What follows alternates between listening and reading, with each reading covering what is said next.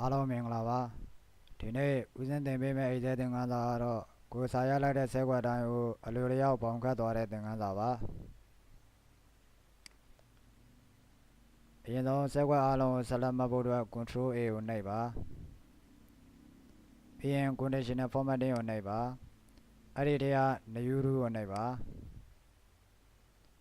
Format Only Cell That Contain ဆိုတဲ့စာကြောင်းကိုနှိပ်ပါပြီးရင် Format Only Cell Width ဆိုတဲ့စာကြောင်းရဲ့အောက်မှာ Cell Value ဖြစ်နေပါတယ်အဲ့ဒီနေရာမှာ No Blank ကိုရွေးပေးလိုက်ပါပြီးရင် Format မှာနှိပ်ပါ Border မှာနှိပ်ပါ Outline မှာနှိပ်ပါဆဲကွက်လေးတွေကိုအရောင်ချဲချင်သေးတယ်ဆိုရင်တော့ Fill မှာနှိပ်ပါကိုကြိုက်တဲ့အရောင်ရွေးပေးလိုက်ပါပြီးပြီဆိုရင်တော့ OK မှာနှိပ်ပါ OK မှာထပ်နှိပ်ပါစာရိုက်ကြည့်ပါမယ်1 2 3